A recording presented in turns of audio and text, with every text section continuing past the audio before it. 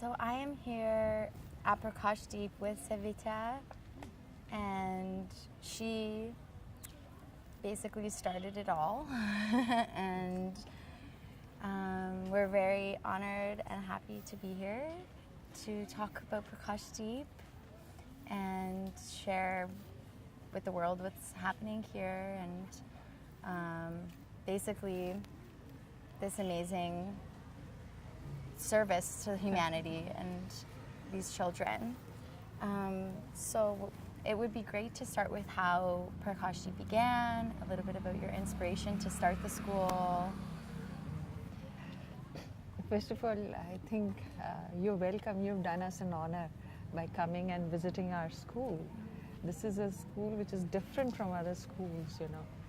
It's under the trees, actually an open school, you know, which doesn't use any energy, you know, which is expendable and cannot be renewed. We are happy under the trees. My children are so much happier outside than they are inside.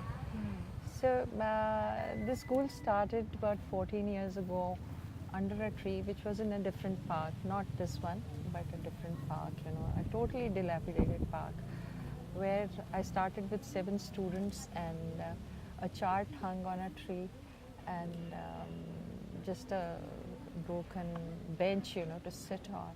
And that was the beginning of the school. The school grew on its own because people saw, initially they scoffed, but later, you know, they saw that it was going on and on.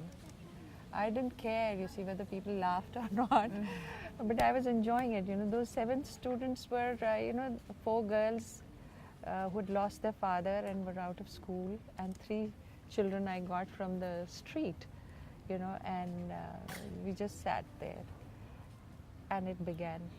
So, you know, the school has grown on its own steam because the parents, the workers, you know, the daily wage earners, the maids going for work in the mornings, and the laborers you see working on construction sites, they all thought, you know, it was much better to leave the children in the park than leave them on the street.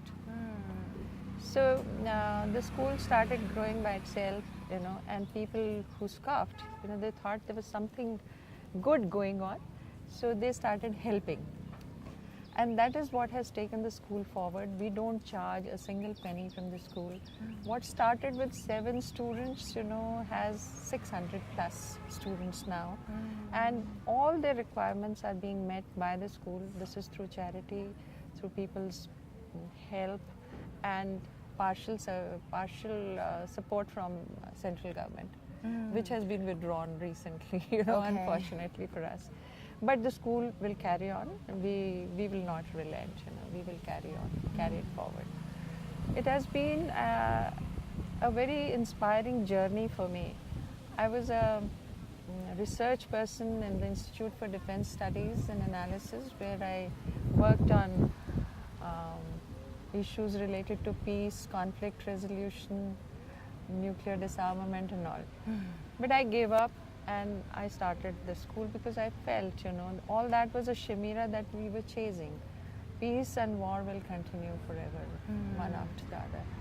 So it was so much better to do something on the ground and make a difference. So that's how the school started. My inspiration is basically from seeing poor children on the street. You know, it came from there because I couldn't bear to see them. I always wondered, where do they belong? Because the parents had no time for them. Government, you know, tried to reach out to them but could not because of a lot of issues, including corruption and the middlemen and all. The government is trying its best to take education, make it universal. But somehow they can't reach out to these people like we reached out to them. In our case, you know, these children come to us, whereas the government is trying to pull them, you know, and bring them to school by force or whatever means. You know. They're giving them incentives also, but the incentives get lost somewhere in between and don't reach out to them. here, you know, the environment is so open. Something, you know, which is very close to where they used to living. So they don't mind this. But the society has taken it up in a big way, you know. They have helped us. Every time anybody passes by here, you know, they come and ask us if there is anything we need. So we tell them, you know, yes. We're like, look now, you see, somebody's brought fruits, you know, there. You see, the thing is that people at heart, you know, they want to help a good cause. So they ask us. So we tell them, you see, that we need uniforms, we need books, we need stationery or whatever, shoes for that matter. So they come out and help us. Initially it was easier because the number of students was less, but later the number increased, and yet people have helped us out, you know. And we have not had any difficulty, except that we don't have a place of our own. And we have a problem every year. We have to change places. We have hired a building here, a house, where we run our computer classes and other smart class and tailoring section and science lab, etc., which can't be done outside. So we have that. So this way, you know, the school is growing, and the challenges don't seem like challenges because we love to meet them, you know, and ride over them. It's so much fun dealing with these children, and it's an enriching experience, a life-changing experience for me and for those who have joined. You see, the volunteers, I have about 15 to 20 volunteers. You know, we've been getting volunteers from all over the world also, different parts of the world, you know. They come, spend their time, exchange ideas, you know, they give their skills to our children. Our children are exposed to them. And, you know, it's widening their horizons, you know. It's a great experience, you know, running a school like this. Absolutely. And just going on and on. Yeah, no, it's amazing. It's so true. And like, what an experience for these children. Like what, I'm curious, I guess, what, for anybody who might not know or may never visited, like what is their home life like? And then how have you seen in these 14 years some of these children's lives just transform? Oh, yes, I have seen their lives transforming. You see, when they come, you know, with deadpan faces, tattered clothes, you see, barefooted, you know, famished, you know. Their health is so poor, they have lice in their heads, and they have, you know, skin problems. So many volunteers who came to us, you know, I remember Justin and Dr. Tyler and all, you know, who came and who dressed their wounds, you know, at one time, you know, because they would be septic and all. But you see, they've come a long way. Now there is no such thing. We get them regularly checked up. Checking up is also, you see, we're not spending anything on that. What is happening is the doctors themselves walk in. Doctors, you see, going past the school, you see, they walk in. There are hospitals nearby, you know, they have adopted us, you know, there's a dental college, they have adopted us. There is Manav Rachna University. The doctors come from there and give free checkup to our children and training, you know, how to brush their teeth, you know, how to hygienically, you know, live more hygienically, you know, wash their hands. All that information is given to them free of cost. Wow. You see, it's all kindness. You know, somehow I feel, you know, there are positive forces in this universe, you know, and we have been able to attract them, you know, really. You see, there's so many times I feel that I need something, and then, you know, in moments sometimes, it just comes through somewhere. You know, I was sitting in that spot, you know, on that platform, you know, and on one winter morning, and I was thinking, you know, that it was getting cold, and my children would need sweaters. And would you believe it that somebody from across that fence jumped over and came and he asked me, "Ma'am, how many students do you have?" I said, "Why do you want to know the number of students?" So he said, "Ma'am, there is one property agent. He wants to know. He says that he wants to donate sweaters to these children." So it really brought tears to my eyes. I said, look, I was only thinking of it. And here is something, you know, which has come forward to help. The help has instantly come. So, it's not one instance, but many times it has happened with us. We're looking for a volunteer who can teach a certain subject, and somebody walks in and says that we want to volunteer in your school, and they take it up. It's amazing. It is really amazing. And for these children, like, what I guess sets Prakashdeep apart from, like, for example, a government school? They can just freely come here. They don't. Yes, they, because it's an informal kind of thing. They're actually, when you look at this, they're an indisciplined lot. They've been very free. They've been roaming around on the streets. Nobody to stop them. Parents are never at home. So they just play around, they've not known any discipline. So when they come here, they find that it is relatively a better environment for them. Although they have to sit under the trees, they have to behave themselves, which they gradually learn. But they find this is a better environment for them, they gel in this better. If they go in a walled environment, they feel hemmed in. And the teachers in government schools are kind of strict. They are working for their salaries and money. Here we are working for breaking the nexus between poverty and illiteracy. We are working for the cause of education. We are not taking any money from them, we're not charging any fee. The volunteers come and they end up spending more money on the school. Whenever we need something, somebody will go and get it. Instead of asking where should we get it from. No, they just end up, they spend on their petrol. They come. It's really amazing. That is why they come to our school. They're happy to come here. Whereas when a child has to be sent to school by parents, even in our own houses, oh, you have to go to school, get ready. Here, they get ready themselves. And they come. And they're happy to be here. That's the best part of it. So we've been also able to get them a midday meal, which is, ISKCON is an organization, a temple, So the food is cooked there, and every day a midday meal is brought for them. So these are the incentives. The parents don't have to spend a single rupee for them. So even the books, stationery, uniforms, everything, the sweaters, the jackets in the winters, the shoes, everything is free for them. So that is why they send them. Nobody else does this. And God is kind to us, you see, that we've been able to carry it through.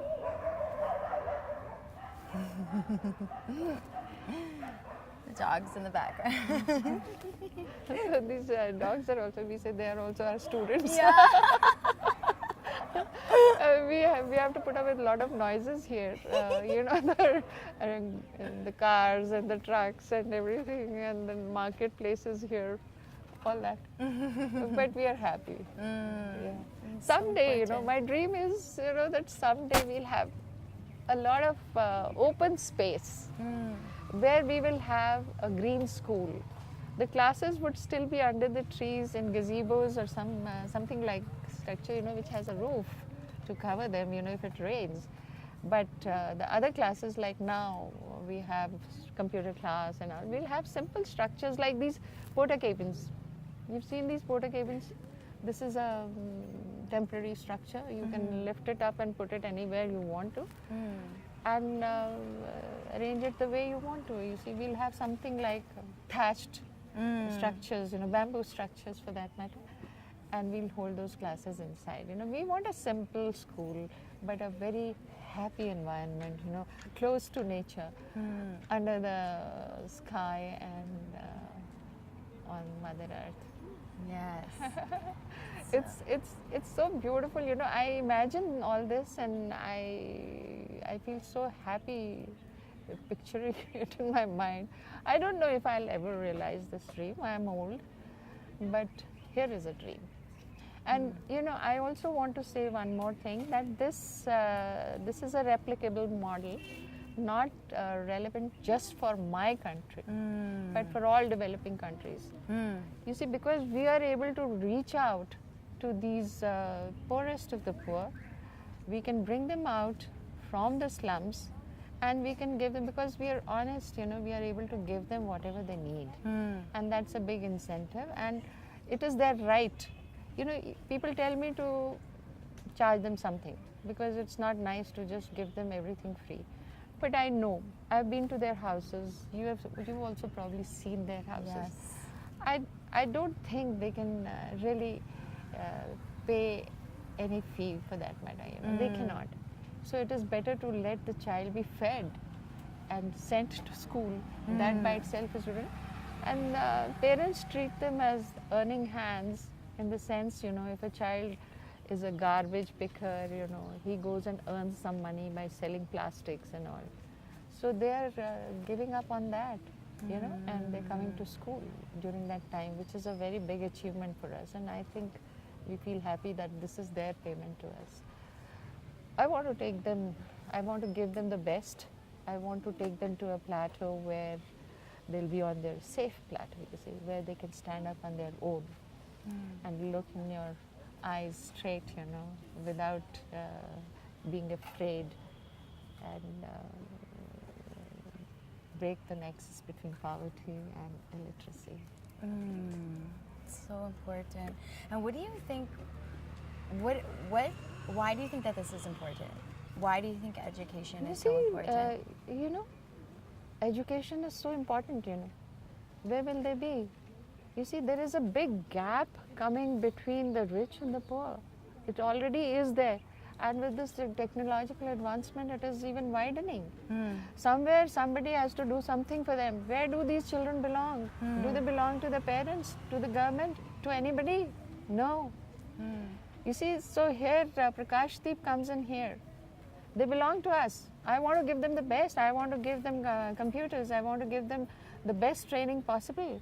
And it is possible. You see, we have people who may not be so technically savvy, but we are aware and we know what the potential is and what are the possibilities, and we are gradually bringing them in. I know, you see, if I don't have a teacher who's trained, it is possible to virtually teach them, We can teach them on the computers, we can show them things. We're already doing that. We're showing them videos from YouTube, motivational things, experiments, science experiments. They're learning to code. Code HS is a program. I have to thank those people. I just approached them. I said, I want my children to do coding, it is so interesting.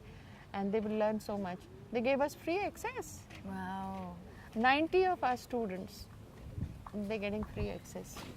That's you see, amazing. It's a program for which my grandson paid in the US. So we are aware and we know what the possibilities are. With the technological advancement, this is the only way you can bridge the gap between the rich and the poor, by making them self-sufficient, and leapfrogging. You see, that's the only way. That's why education is important. Amazing. Yeah. Yeah, and it's just so incredible what you're doing here at Prakashdeep. It's so inspirational. I'm grateful to God for having given me this opportunity. In my last place where I was working, Institute for Defense Studies, I was wasting my time, I was chasing a chimera, I'll never be able to. What's a chimera? It's a dream, which doesn't exist. I mean, it's something, it doesn't exist, Like, in a desert, you see there is water beyond, you get that feeling that there is water there, but it isn't there. So I was just chasing something, that there can be peace, there can be disarmament, there can be arms control. None of those things are possible. You see, what is possible is to make a change at the very beginning. At the grassroots levels, you can change their lives. You see, you can bring them out of that abject poverty and the filth that they're living in. That is possible only by giving them education and giving them good health care, giving them some food. And what do you think for a child who lives in these living conditions? Why is education and healthcare and these basic fundamentals so important? because they cannot afford them. You see, the parents cannot afford them. They barely manage to make the two ends meet, you know. Whether they get a full meal or not, whether they'll get the next meal or not is also not known. And they're very poor. They're very poor. But some of them have improved over the years, and they have large families. You see, the problem is a household would have 4, 5, 6, 7. I've heard of 9 children also in a family. Wow. You know. So if a person wants to send his children to school, to a regular school, he cannot.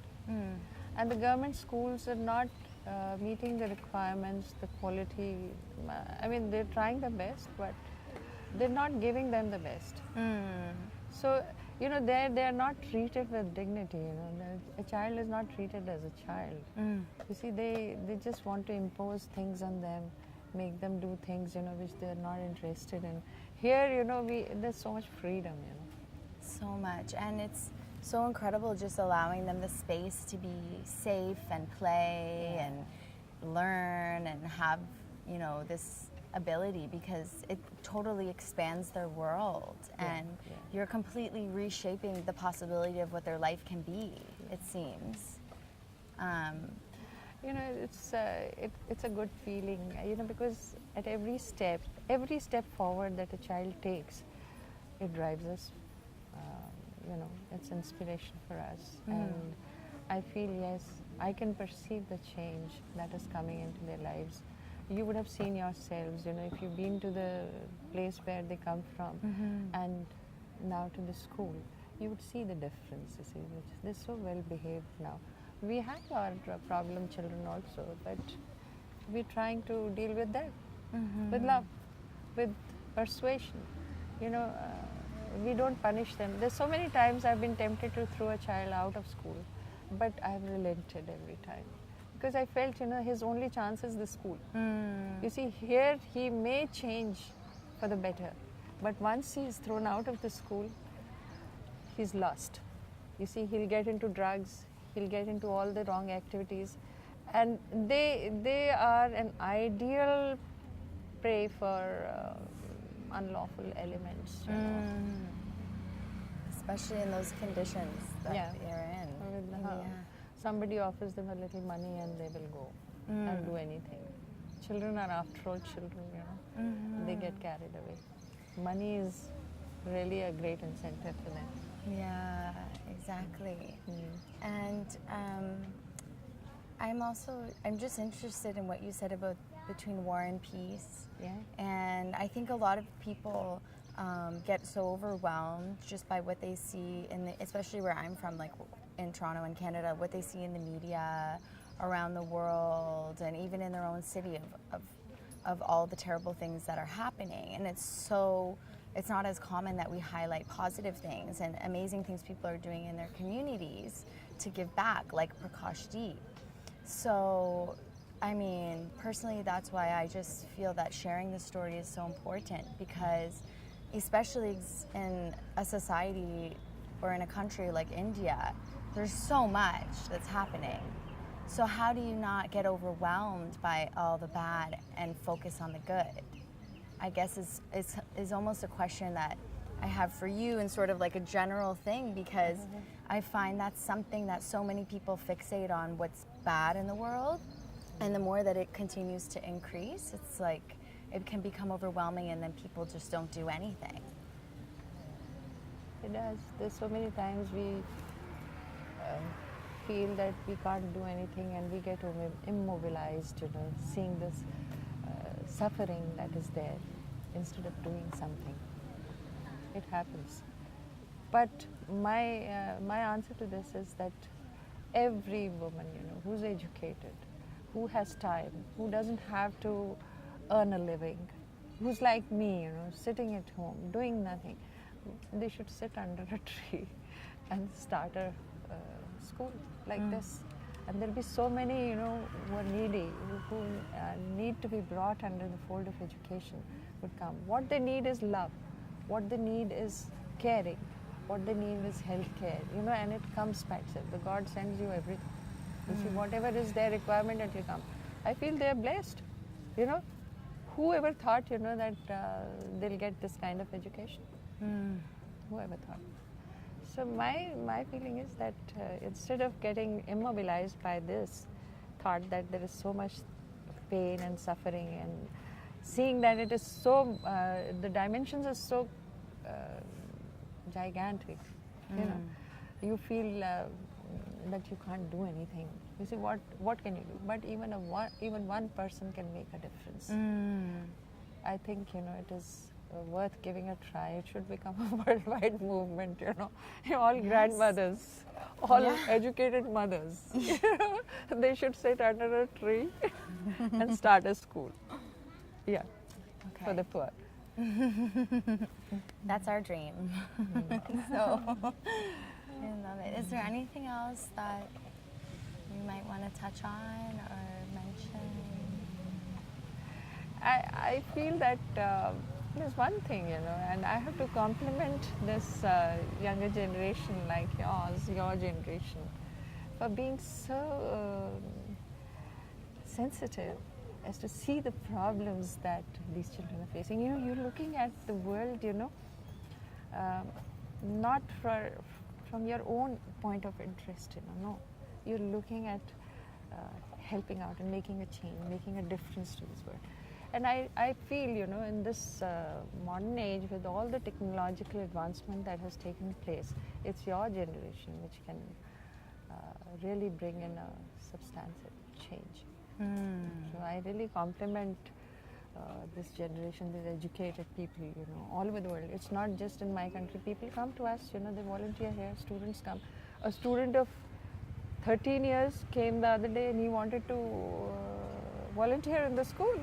Wow. So I gave him a class and he did such a great job, Oh. It was really fantastic. So you see, it is the spirit that you have that I appreciate so much. And I leave my dreams with you people. Oh.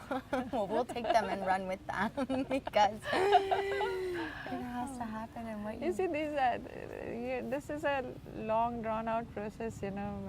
Breaking this nexus between poverty and illiteracy is not easy. It will take ages, but a beginning has to be made somewhere. So we may have made the beginning, so the torch has to be carried forward. Prakashdeep means, a little light, a little light. So as one lamp lights another, it doesn't grow less, it spreads more light. So I expect, that Alexia and Julia would take it forward, and light more lights, Absolutely. And hopefully it will just continue on and on and on from that one light. Right. Yeah, that's beautiful. It's such a pleasure talking to you. Yeah, me too. I love it. I was so looking forward to today. I can't tell you. It's true. It's amazing. So beautiful. And God bless you.